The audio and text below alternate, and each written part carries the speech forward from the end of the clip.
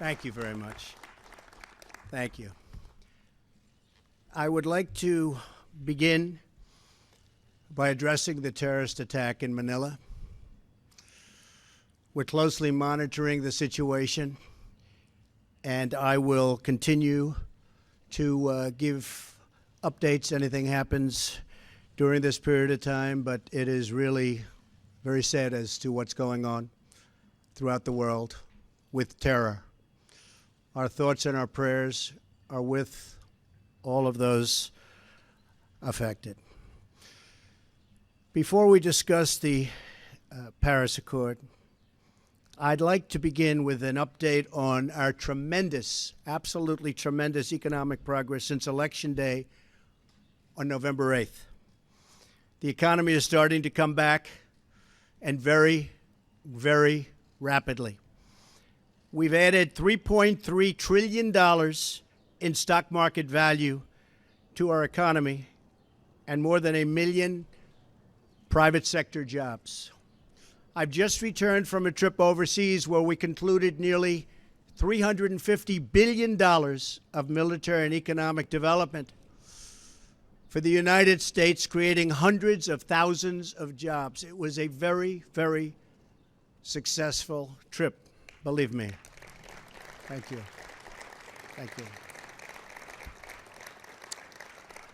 In my meetings at the G7, we have taken historic steps to demand fair and reciprocal trade that gives Americans a level playing field against other nations. We're also working very hard for peace in the Middle East, and perhaps even peace between the Israelis and the Palestinians. Our attacks on terrorism are greatly stepped up, and you see that. You see it all over. From the previous administration, including getting many other countries to make major contributions to the fight against terror. Big, big contributions are being made by countries that weren't doing so much in the form of contribution.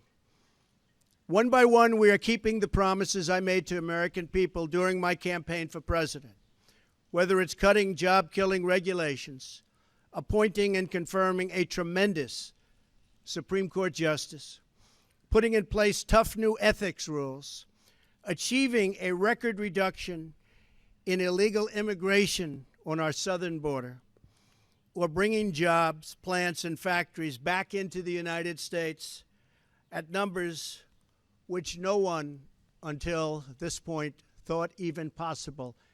And believe me, we've just begun.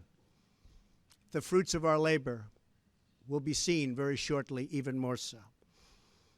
On these issues and so many more, we're following through on our commitments, and I don't want anything to get in our way. I am fighting every day for the great people of this country. Therefore, in order to fulfill my solemn duty to protect America and its citizens, the United States will withdraw from the Paris Climate Accord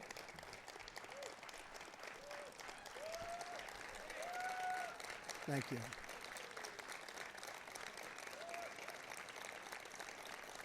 Thank you.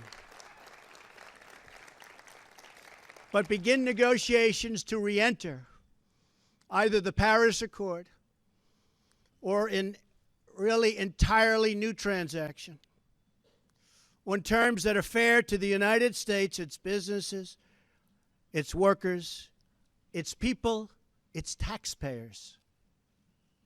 So we're getting out, but we will start to negotiate, and we will see if we can make a deal that's fair. And if we can, that's great. And if we can't, that's fine. As president, I can put no other consideration before the well-being of American citizens. The Paris Climate Accord is simply the latest example of Washington entering into an agreement that disadvantages the United States to the exclusive benefit of other countries, leaving American workers, who I love, and taxpayers to absorb the cost in terms of lost jobs, lower wages, shuttered factories, and vastly diminished economic production. Thus, as of today, the United States will cease all implementation of the non-binding Paris Accord and the draconian financial and economic burdens the agreement imposes on our country. This includes ending the implementation of the nationally determined contribution and, very importantly, the Green Climate Fund, which is costing the United States a vast fortune. Compliance with the terms of the Paris Accord and the onerous energy restrictions that is placed on the United States could cost America as much as 2.7 million lost jobs by 2025, according to the National Economic Research Associates. This includes 440,000 fewer manufacturing jobs, not what we need. Believe me, this is not what we need, including automobile jobs, and the further decimation of vital American industries on which countless communities rely. They rely for so much, and we would be giving them so little.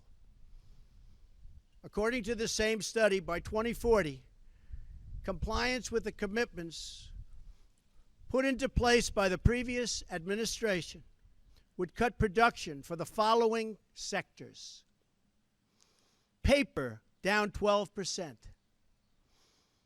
Cement, down 23%. Iron and steel, down 38%. Coal, and I happen to love the coal miners, down 86%. Natural gas, down 31%. The cost to the economy at this time would be close to $3 trillion in lost GDP and 6.5 million industrial jobs, while households would have $7,000 less income, and in many cases, much worse than that. Not only does this deal subject our citizens to harsh economic restrictions, it fails to live up to our environmental ideals. As someone who cares deeply about the environment, which I do, I cannot in good conscience support a deal that punishes the United States, which is what it does. The world's leader in environmental protection, while imposing no meaningful obligations on the world's leading polluters. For example, under the agreement, China will be able to increase these emissions by a staggering number of years, 13. They can do whatever they want for 13 years, not us. India makes its participation contingent on receiving billions and billions and billions of dollars in foreign aid from developed countries. There are many other examples, but the bottom line is that the Paris Accord is very unfair at the highest level to the United States. Further, while the current agreement effectively blocks the development of clean coal in America, which it does, and the mines are starting to open up. We're having a big opening in 2 weeks. Pennsylvania, Ohio, West Virginia, so many places. A big opening of a brand new mine. It's unheard of. For many, many years, that hasn't happened. They asked me if I'd go. I'm going to try. China will be allowed to build hundreds of additional coal plants. So we can't build the plants, but they can, according to this agreement. India will be allowed to double its coal production by 2020. Think of it. India can double their coal production. We're supposed to get rid of ours.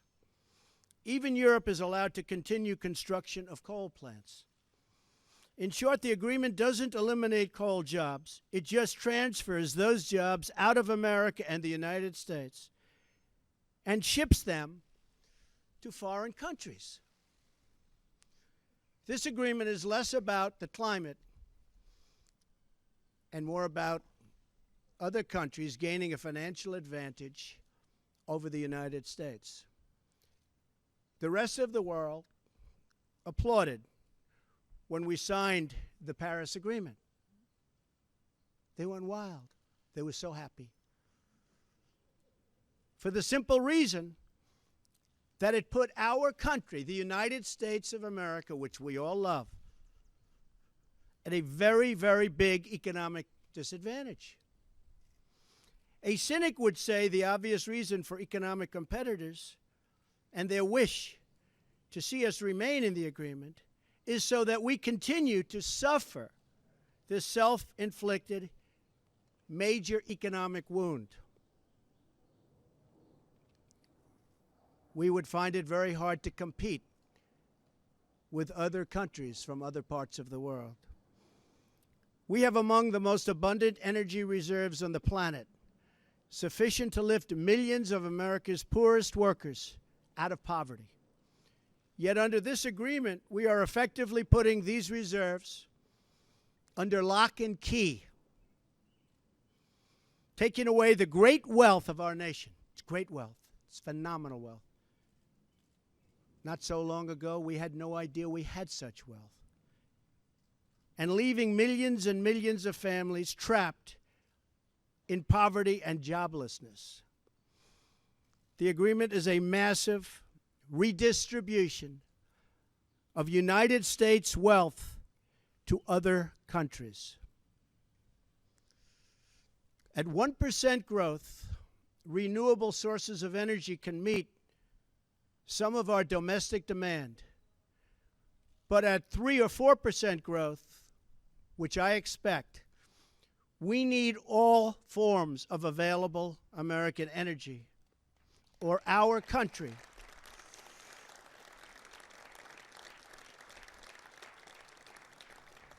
will be at grave risk of brownouts and blackouts. Our businesses will come to a halt in many cases, and the American family will suffer the consequences in the form of lost jobs and a very diminished quality of life. Even if the Paris Agreement were implemented in full, with total compliance from all nations, it is estimated it would only produce a 0.2 of 1 degree, think of that, this much Celsius reduction in global temperature by the year 2100. Tiny, tiny amount. In fact, 14 days of carbon emissions from China alone would wipe out the gains from America, and this is an incredible statistic, would totally wipe out the gains from America's expected reductions in the year 2030. After we have had to spend billions and billions of dollars, lost jobs, closed factories, and suffered much higher energy costs for our businesses and for our homes. As the Wall Street Journal wrote this morning, the reality is that withdrawing is in America's economic interest and won't matter much to the climate. The United States under the Trump administration will continue to be the cleanest and most environmentally friendly country on earth. We'll be the cleanest. We're going to have the cleanest air. We're going to have the cleanest water. We will be environmentally friendly, but we're not going to put our businesses out of work. We're not going to lose our jobs. We're going to grow. We're going to grow rapidly.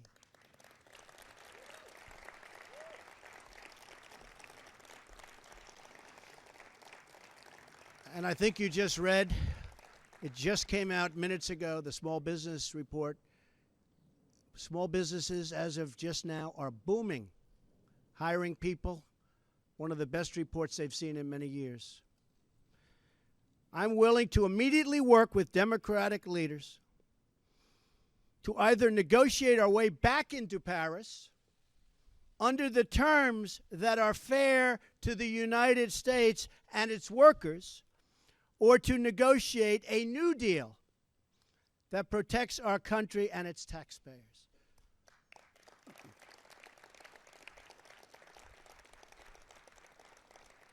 So if the obstructionists want to get together with me, let's make them non-obstructionists. We will all sit down and we will get back into the deal and we'll make it good, and we won't be closing up our factories and we won't be losing our jobs, and we'll sit down with the Democrats and all of the people that represent either the Paris Accord or something that we can do that's much better than the Paris Accord. And I think the people of our country will be thrilled, and I think then the people of the world will be thrilled. But until we do that, we're out of the agreement. I will work to ensure that America remains the world's leader on environmental issues, but under a framework that is fair and where the burdens and responsibilities are equally shared among the many nations all around the world. No responsible leader can put the workers and the people of their country at this debilitating and tremendous disadvantage. The fact that the Paris deal hamstrings the United States while empowering some of the world's top polluting countries should dispel any doubt as to the real reason why foreign lobbyists wish to keep our magnificent country tied up and bound down by this agreement. It's to give their country an economic edge over the United States. That's not going to happen while I'm president. I'm sorry.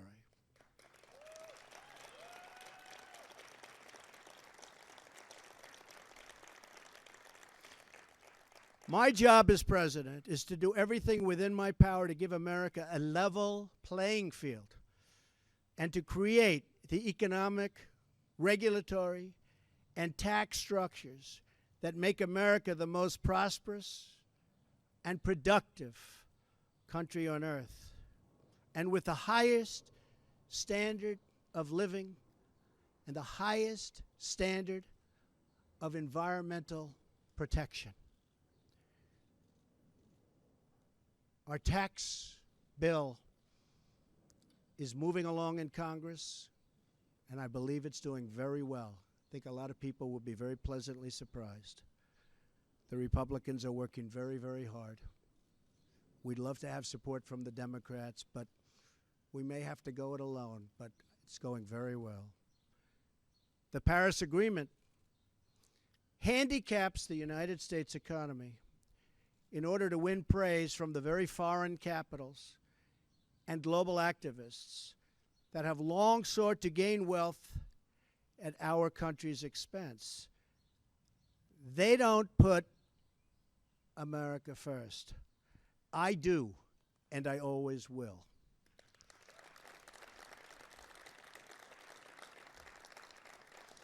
The same nations asking us to stay in the agreement are the countries that have collectively cost America trillions of dollars through tough trade practices and, in many cases, lax contributions to our critical military alliance.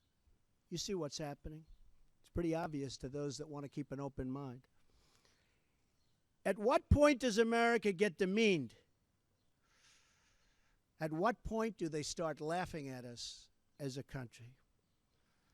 We want fair treatment for its citizens, and we want fair treatment for our taxpayers. We don't want other leaders and other countries laughing at us anymore, and they won't be. They won't be. I was elected to represent the citizens of Pittsburgh, not Paris.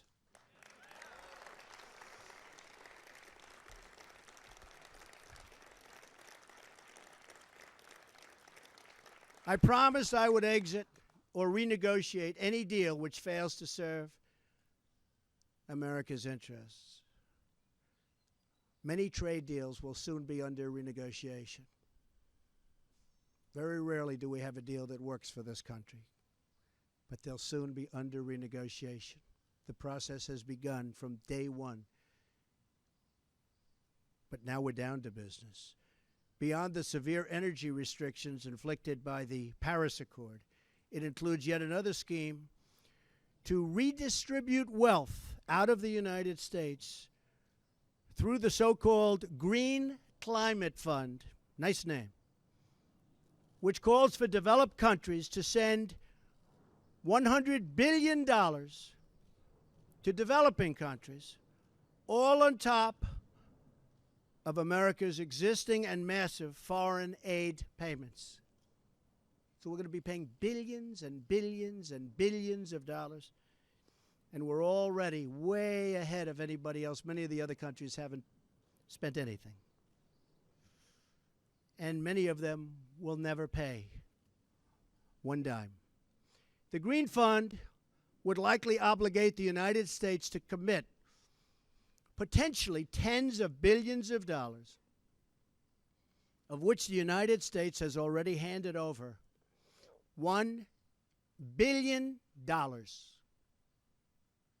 Nobody else is even close. Most of them haven't even paid anything, including funds raided out of America's budget for the war against terrorism.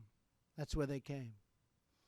Believe me, they didn't come from me. They came just before I came into office. Not good. And not good the way they took the money. In 2015, the United Nations, departing top climate officials, reportedly described the $100 billion per year as peanuts, and stated that the $100 billion is the tail that wags the dog. In 2015, the Green Climate Fund's executive director reportedly stated that estimated funding needed would increase to $450 billion per year after 2020, and nobody even knows where the money is going to.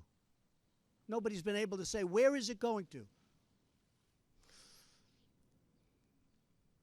Of course, the world's top polluters have no affirmative obligations under the Green Fund, which we terminate. America is $20 trillion in debt. Cash-strapped cities cannot hire enough police officers or fix vital infrastructure.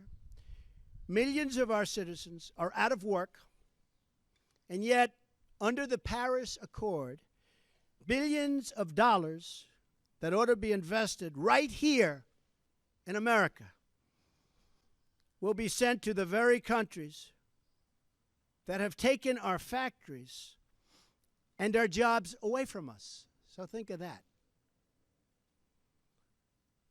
There are serious legal and constitutional issues as well.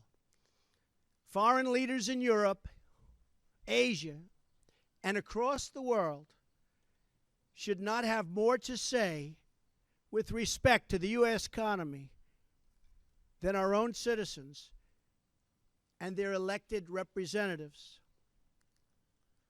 Thus, our withdrawal from the agreement represents a reassertion of America's sovereignty.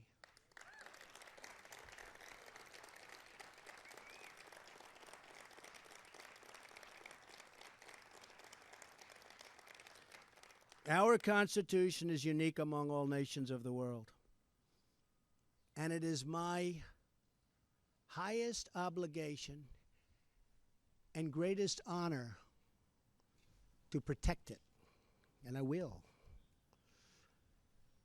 Staying in the agreement could also pose serious obstacles for the United States as we begin the process of unlocking the restrictions on America's abundant energy reserves, which we have started very strongly. It would once have been unthinkable that an international agreement could prevent the United States from conducting its own domestic economic affairs. But this is the new reality we face if we do not leave the agreement or if we do not negotiate a far better deal. The risks grow as historically these agreements only tend to become more and more ambitious over time. In other words, the Paris framework is just a starting point, as bad as it is, not an end point.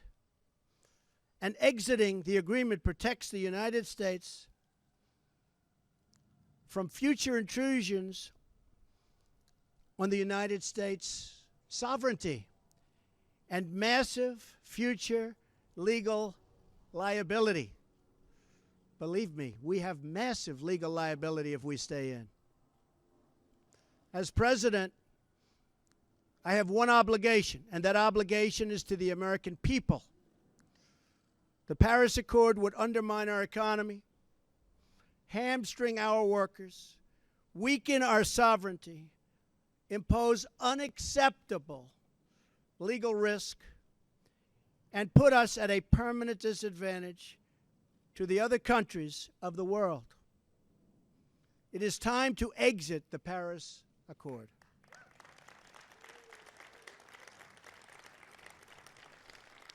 And time to pursue a new deal that protects the environment, our companies, our citizens, and our country.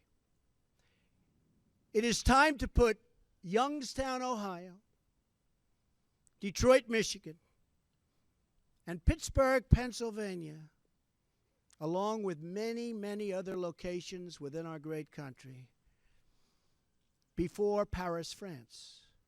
It is time to make America great again. Thank you. Thank you.